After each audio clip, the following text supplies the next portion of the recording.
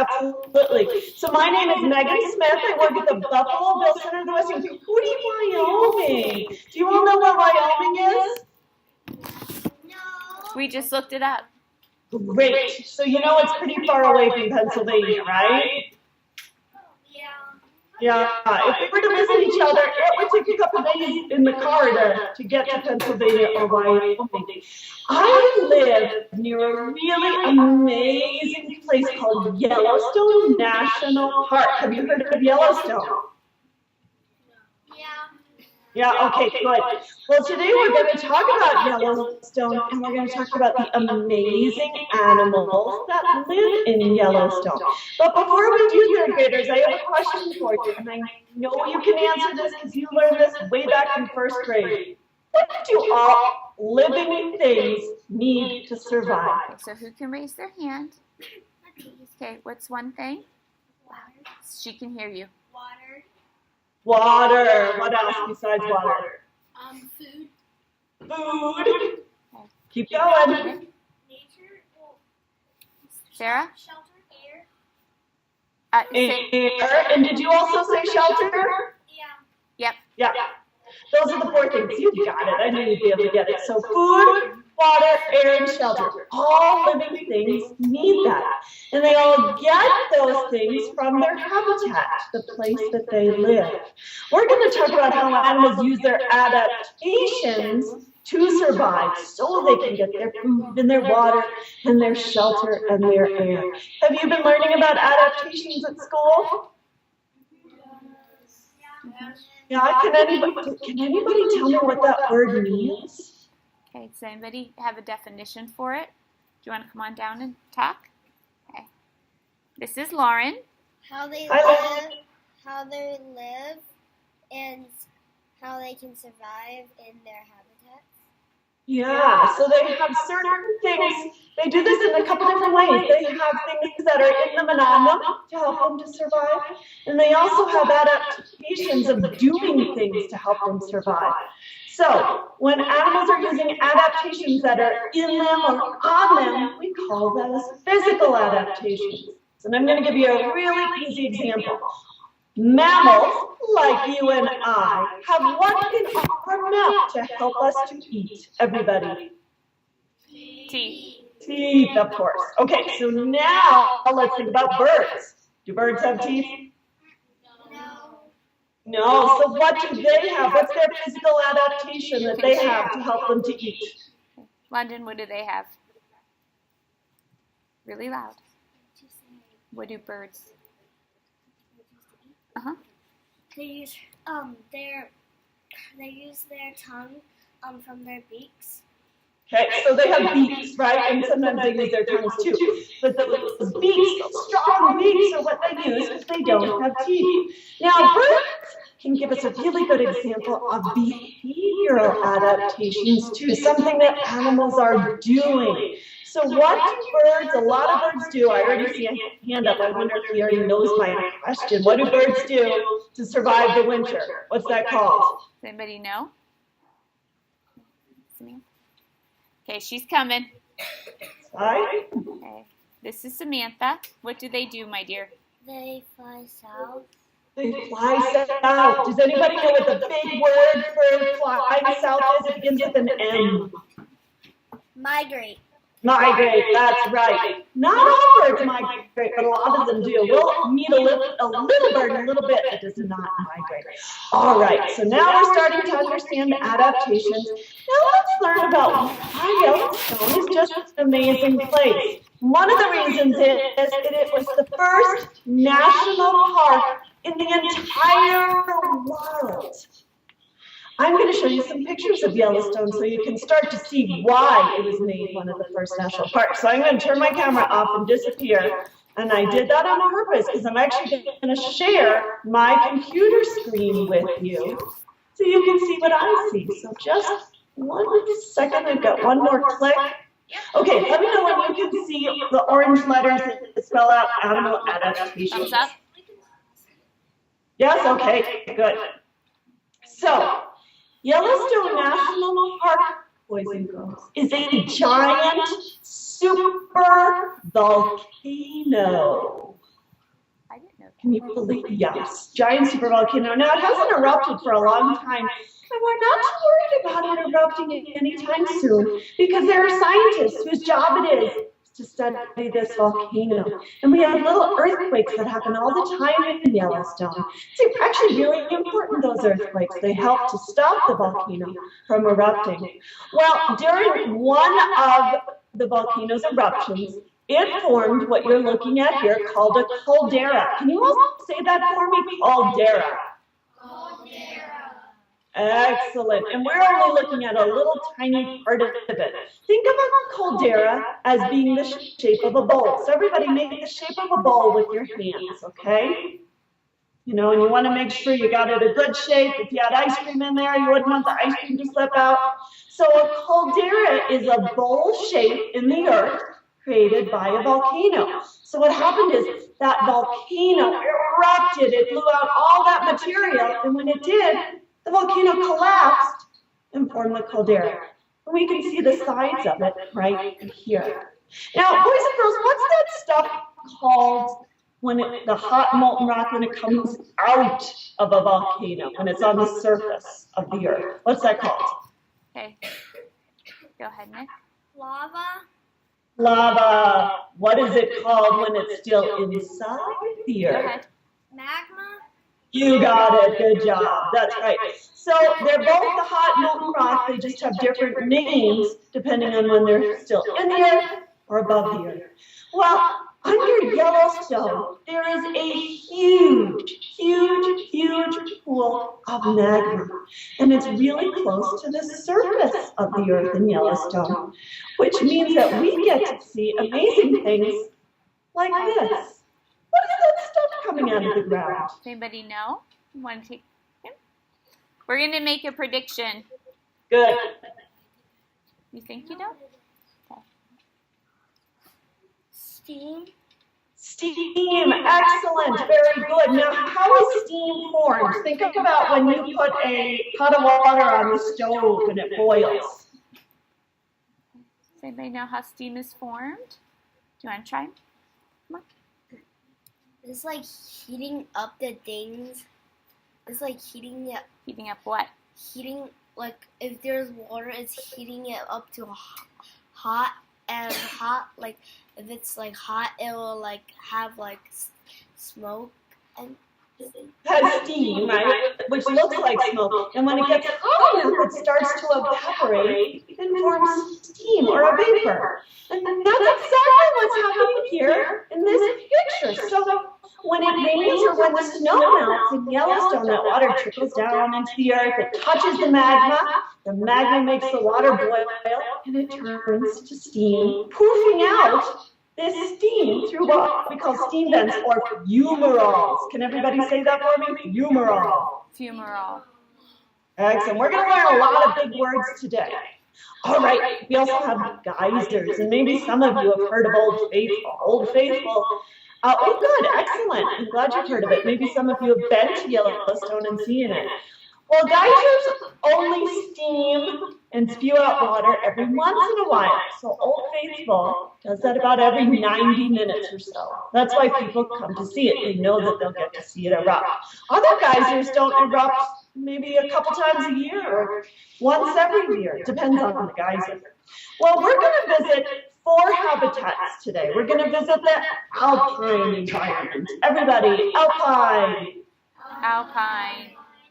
Let's do that again. Alpine. Alpine. There you go. So, the alpine habitat is way at the tippy top of these mountains, above where the trees grow.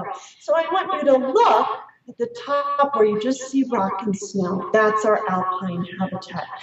Now, boys and girls, and I know Pennsylvania has lots of mountains. Are you near mountains where you live? No? Okay, so it's pretty flat. We're actually in the valley. I'm sorry, what'd you say? We're in a place called the Susquehanna Valley. Oh, of course, okay.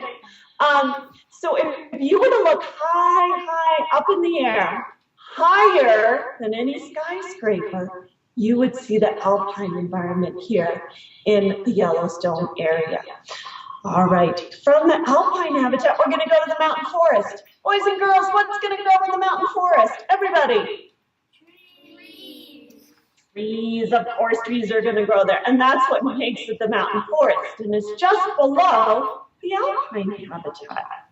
From there, we're going to go to our riparian zone. Everybody, riparian.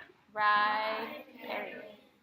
Excellent, and that's a really new word for you, but it's an important habitat because there's so many different kinds of plants and animals that live here, and it's where land meets the water, so it's the land along rivers and lakes and streams and ponds. Finally, we're going to go to our plains basin habitat. Third graders, what words would you use to describe this habitat? Okay, anybody, raise your hand. How would you describe what you see?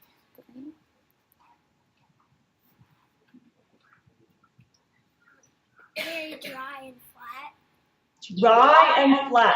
I think those are the two words I would use too. So our plains basin habitat is surrounded by mountains, but the habitat itself is pretty flat and it's really dry. We actually call it a desert. It's where I live and it's where most of the people live.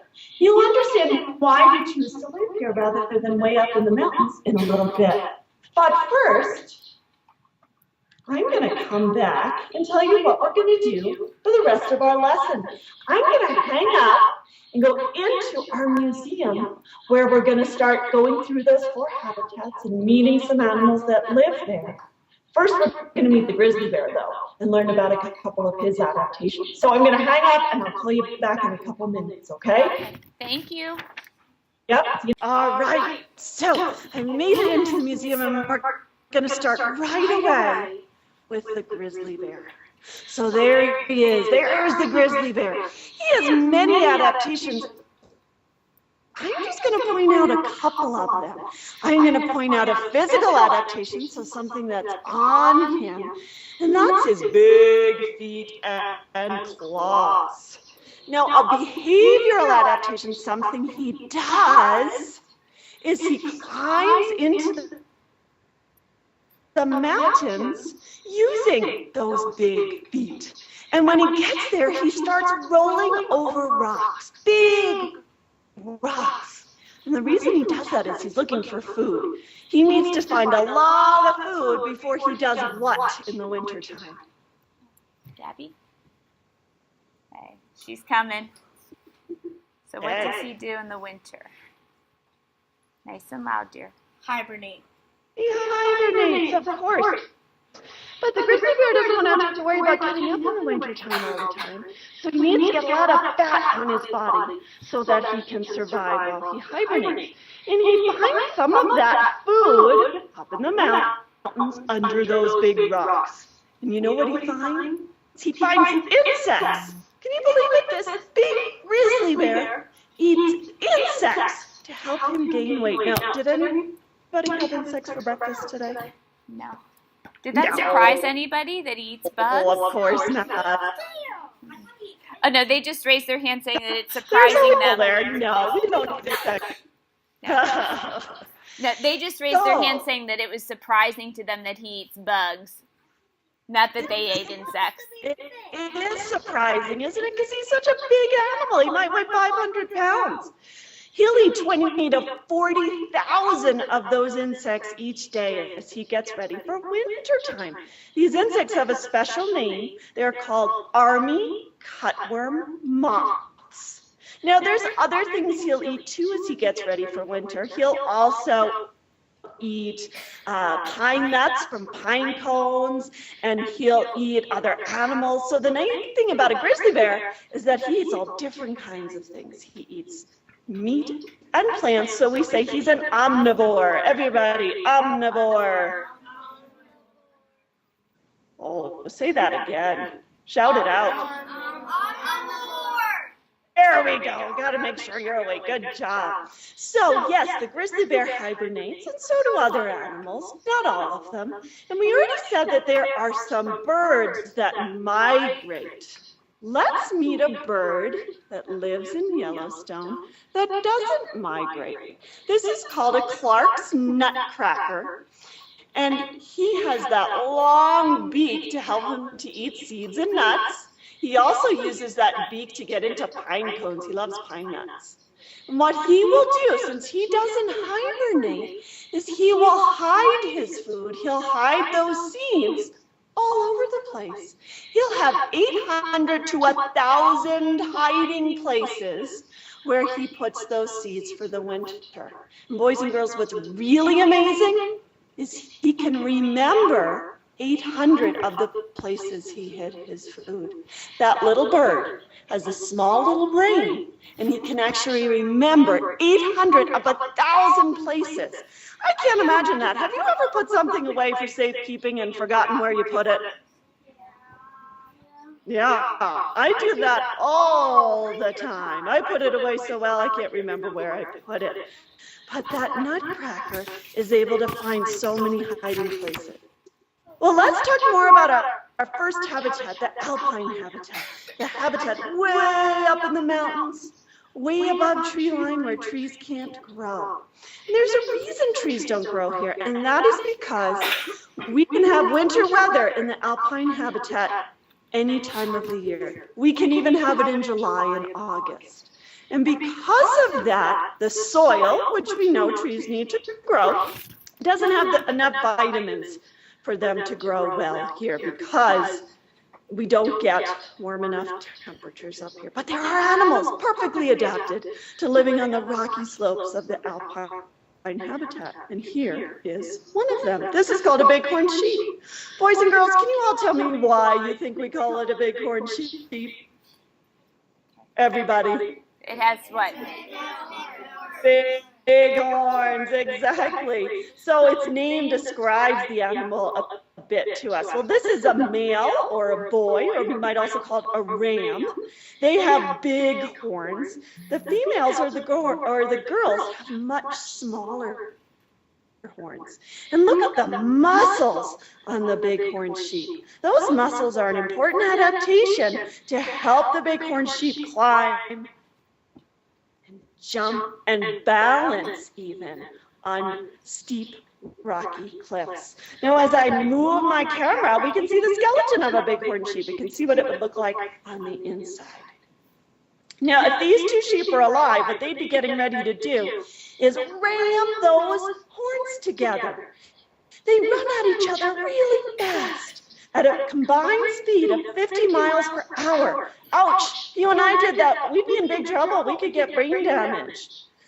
It would be like playing football without a helmet on. Pretty dangerous. Now, of course, we know the sheep cannot put on a helmet, and we'll talk about what they do instead to protect their brain in just a minute. But I want to know if any of you can brainstorm with me and think about why these bighorn sheep are going to crash their horns together. Why are they doing that? Why might that be? Matthew, you didn't get a turn yet. Yep. Okay, we'll get you next time. Sorry, buddy. Okay, go ahead, Matthew. To get attention. To get attention, yeah. In particular, they're trying to get attention from the girls. They're trying to impress the girls and show who's the strongest. Yeah, I was going to say they were fighting. Any other ideas why they might be doing that? There's another important one. They might be fighting But why? Yeah, but why? to get attention. That's what he just said. Yep. Any other reason? That's okay, Saxton. Go ahead. So, They're fighting over resting places and places where they can Yeah. sit. You got it. That's it exactly. So the two big reasons are for attention from the females and also to protect their land, to protect their territory. So excellent, third graders. Very good. Well, let's discover how it does protect its brain so that it doesn't get brain damage. This is a cross-section of the bighorn sheep skull. That means it's been cut in half. This right here is where the brain would be. And right here is a little air pocket. It's almost like the airbags we have in our cars that protect us. This airbag has 2 layers of bone surrounding it. But when those horns crash together, this air pocket or air cushion protects the brain so they don't get brain damage. Well, let's take a close look at the horn of the bighorn sheep. Boys and girls, any guesses about what you think the horn might be made out of? Anybody? What do you think the material that horn is made out of is? Whatever. Okay. Maybe it might be made out of strong materials. Okay, some sort of a strong material. Does anybody know what that strong material might be? Maybe the same thing rhinos have on their horns. It's like the fingernails and it's like something like your fingernails or something. Yep, I forget what it's you called. are exactly right. That's exactly what it's made out of. It's made out of the same stuff as our fingernails and our hair. This is called keratin. So imagine it would be like if you had really long, strong fingernails that kept growing and growing and growing. Because the sheep doesn't lose its horn, it just keeps growing with him, and it's pretty heavy too. Excellent. All right, boys and girls, we're going to leave our alpine habitat, and as I walk down the mountain, we're going to go to the mountain forest where we said the trees grow. So we're going down just enough that the soil is rich enough for trees. And we have a couple different groups of trees, as you do too, I'm sure. We have deciduous trees. Those are the trees whose leaves turn color in the fall, drop to the ground, and then regrow in the spring. And then we have coniferous trees, which is just one of my favorite words. Coniferous trees are those trees with needles and cones. So down in the mountain forest, we have one of our best predators. Can anybody guess what that predator might be? I'll give you a hint. It lives in packs. Anybody want to give it a try? Connor? Okay. Wolves. Wolves, you got it. Good job, buddy. Good job. So here is our gray wolf. Now, I know this gray wolf is more black in color, and that's okay. Gray wolves can be black, they can be gray, brown, tan, sometimes they have a little white in them too. Now, all packs have an alpha male, so he's the leader male of the pack. This pack has a wolf pup. Here's another wolf pup. And here's an alpha female. So the pack has two leaders, a male and a female. This would be a small pack. Larger packs can be up to 25 wolves sometimes. Boys and girls, why would living in a pack be an important adaptation for wolves to help them survive? Why would they live in a pack? Anyone want to? Do you want to try that? Why do you think living in a pack would be beneficial? Because a pack is technically like their family. Very good. And what? I'm sorry, you cut out on us for a second? What do families do to help each other? They What do families do to help each other? I know you guys both too. There we go. I think we got you back. What? Go ahead. Go ahead, Betty. They help each other get food and stuff. Ooh, that is actually one of the most important things. You're absolutely right. We have Wolfpacks hunt together because they're going to hunt animals that are much, much bigger than them. A 150-pound wolf can't hunt an 800-pound elk by itself, but as a pack, they can. Go ahead. What's another reason? To keep each other safe. Yeah, exactly. To keep each other safe and to babysit. To take care of their pups, to teach their pups to play. Wolf packs will also fight together too. So there's a lot going on in the pack. Well, I'm going to show you some skulls now, so you get an idea of just how big the wolf really is. I start with a fox skull. So here's a red fox skull. And next to it is a coyote skull. You ready to see the wolf skull? Oh. Oh. Look at how much bigger the wolf skull is. And look at those teeth. My, what big teeth you have, Mr. Wolf. But those teeth are important because the wolf is a predator. It's a carnivore, a meat eater. It needs those teeth to help it to catch its prey and certainly also to eat its prey. And look at that nose cavity. Do you think it has a good sense of smell?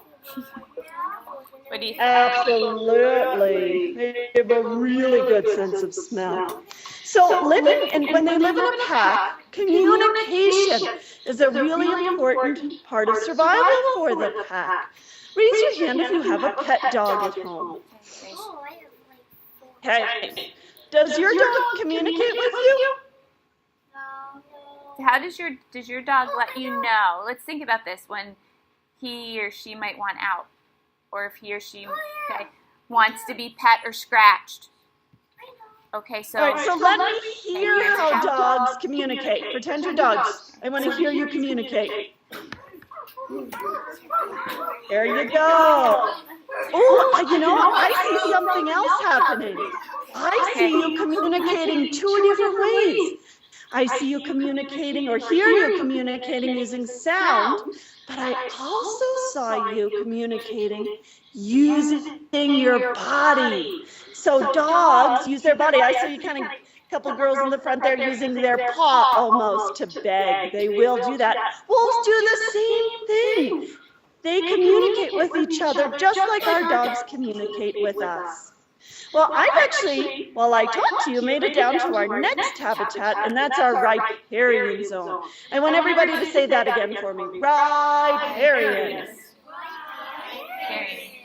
Excellent. Remember, the riparian was the land next to the water, the land along rivers and lakes and streams and ponds.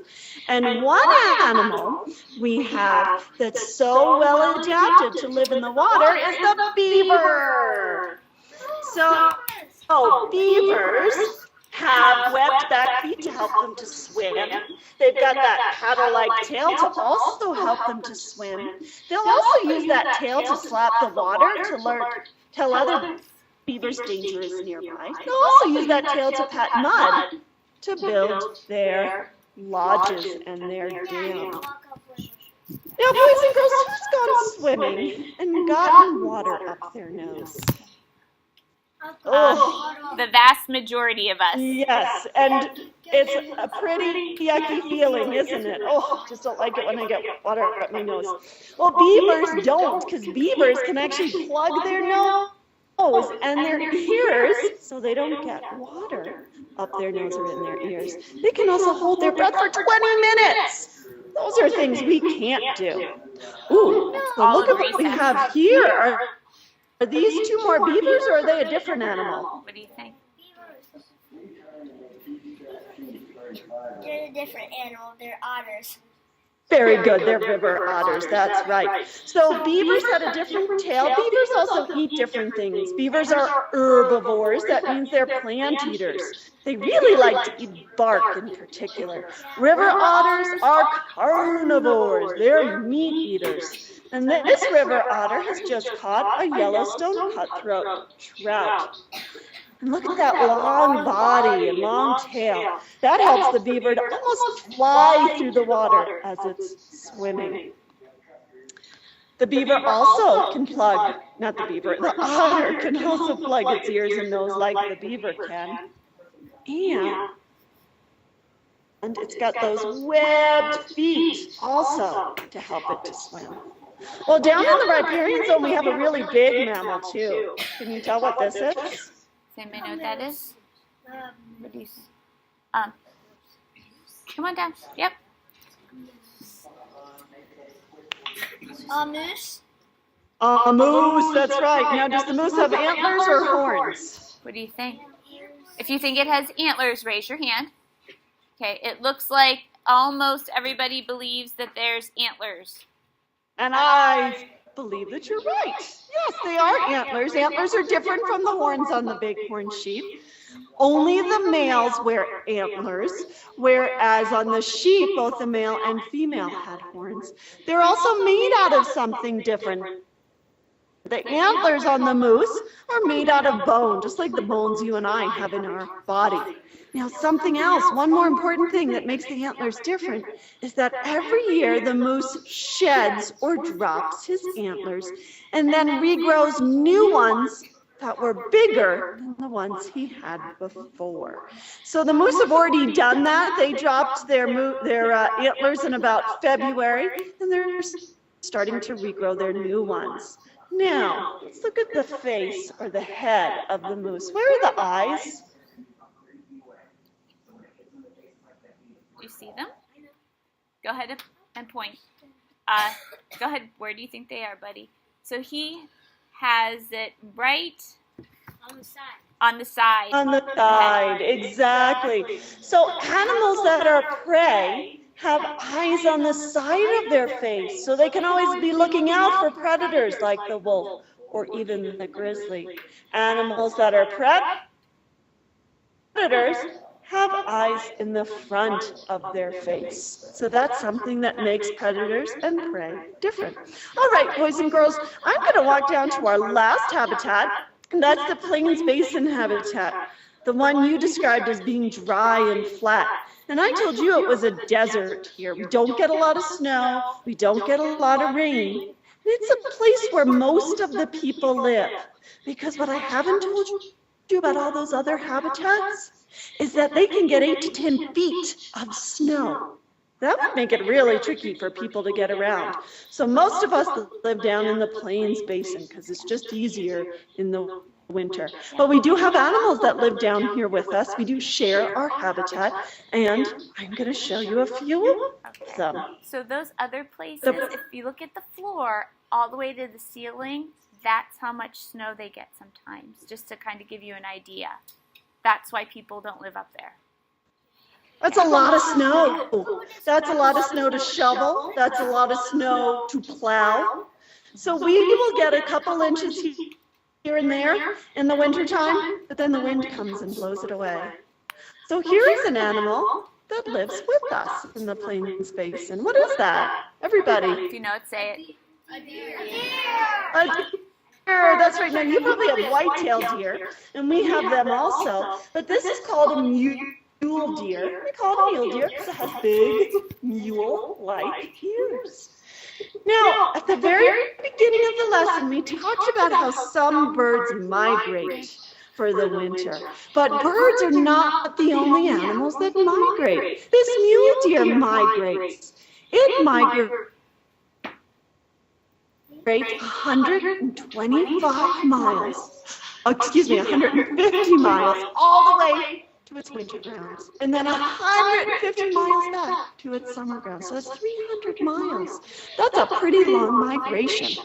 Now, we don't have a lot of trees down here in the Plains Basin, but we have a lot of this plant.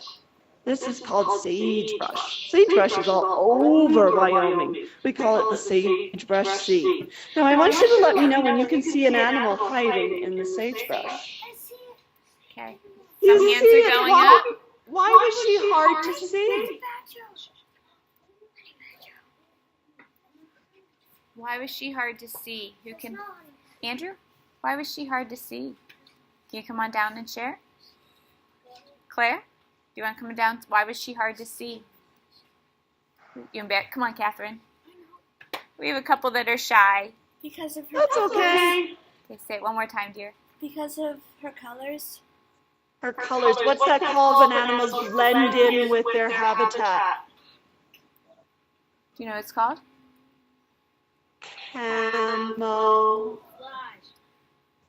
There we go. Camouflage, that's right. That's one of the best adaptations an animal can have, is camouflage. This is a greater sage-grouse hen, and she blends in perfectly. She blends in so she can hide from predators. And look, as I pull out, it gets harder and harder to see her. Well, we're going to talk about a group of birds now called raptors. Eagles, hawks, kestrels, peregrine falcons, osprey are all raptors. They're all predators and they're all meat eaters. And they have 3 really important things on them, 3 adaptations that make them a raptor. So these 2 hawks are called ferruginous hawks. And one of the adaptations that makes them a raptor are their really big eyes. They have really big eyes for the size of their head. If we had eyes like a raptor, our eyes would be the size of oranges. Can you imagine having eyes the size of oranges on your head? Now, look at that curved beak. That curved beak is really important for raptors too, because it helps them to rip at the meat of their prey. They don't catch their prey with their beak. What do they catch their prey with? What do they catch their prey with? With their claws. With their claws and their strong feet. Their feet are so strong, their claws are so sharp, and those claws have a special name. They're called talons, and all raptors have talons to grab their prey. Well, boys and girls, I have one more animal that I want to show you, and then I want to learn about the animals that live near you in Pennsylvania. The last animal I'm going to show you is the fastest land animal in North America. Now, the United States is in North America, and so is Canada. Africa is not, so we know it's not the cheetah. Think about, what do you think might be the fastest land animal that lives here in the U.S.? So it's in the United States, not in the world. An ostrich. We have ostriches in the United States. They're fast, but do they live with us in the U.S.? No. Maybe at the zoo. Maybe at the zoo. Okay, so anyone else want to try? This is a tough question. This is a tough one. A roadrunner. A little bit louder. A roadrunner. A roadrunner. You know, I hate to be the one to tell you this, but that cartoon that shows the roadrunner faster than the coyote, the cartoon's got it wrong. The coyote is actually faster than the roadrunner. Can you believe that? Can we take one more? And a coyote is quick. A coyote can probably run 30 to 35 miles per hour. But there's one animal that's faster. Let's get one more guess. A lion. A lion. We do have mountain lions here. And they can run about 35 miles per hour too. A lot of animals run about 35 miles per hour. But this animal can run 55 miles per hour. That's as fast as a car on the highway. I saw that hand go up really quickly. What do you think this is? I know one fact about it. What is it? Bighorn. What's that? Bighorn. You got it. Good job. It's a pronghorn. Excellent. You know, most kids still haven't seen one of these, but you are right. This is a pronghorn. Some people call them antelopes, which is kind of their nickname. They're not really an antelope. But they can run faster than any other land animal here in the United States and Canada. So that means it doesn't have a lot of natural predators because no animal can run as fast as it here. The biggest threat it has to worry about is cars. It worries about getting hit by cars. It's a beautiful animal, though. Well, boys and girls, while we have some time left, I'd love to hear from you. It's your turn to teach me about some of the animals that live near you. So I'd love to hear about these animals, and maybe when you share it with me, tell me an adaptation it has for survival. So think about your backyard. What are some animals that you see regularly in your backyard?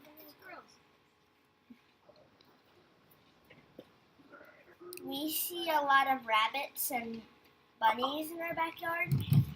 And what is something a rabbit has to help it survive?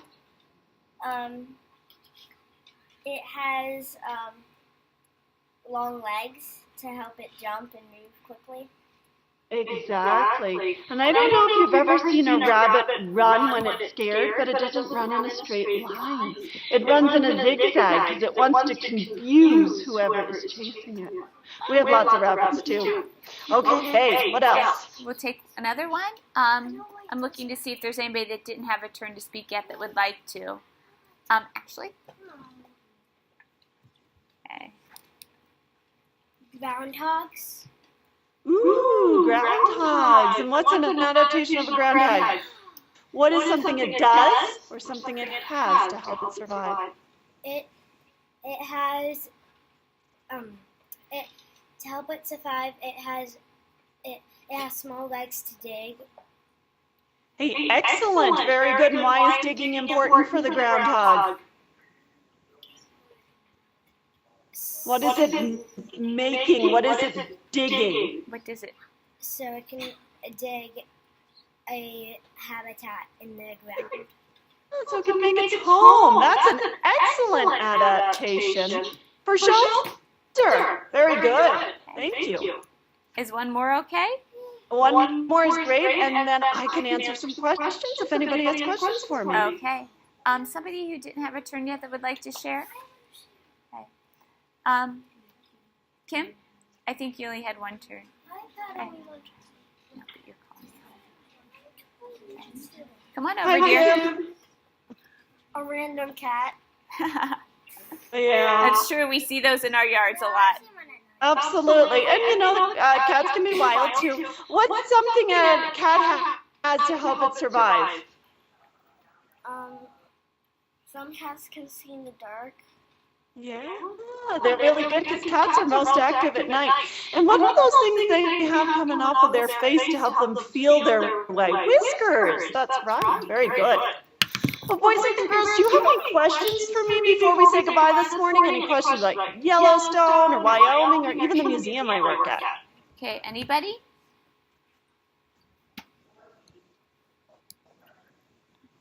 It's about one of the animals, but the wolf, is it teeth like a deer? Because deer's teeth, they have like holes. If you look at the bottom, they have like holes going up in. Is that how wolf teeth are? Yeah, you know, kind of their molars, those back teeth might be like that.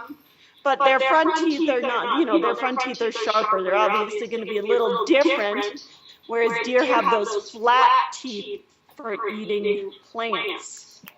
Wolves would have a hard time eating plants because of the shape of their teeth. That's a good question. I like how you're thinking and comparing. You may call on somebody, Connor. What's your most common animal? The pronghorn, actually, the animal that I just showed you. There are 500,000 pronghorn in the state of Wyoming. And you know what? That's about how many people we have in the state of Wyoming. So we don't have a lot of people in our state. We have as many pronghorn as we have people. That's interesting. Okay, how about we take one more? Saxton, you may choose. Come on over. It's a question about the animal, about the eagle.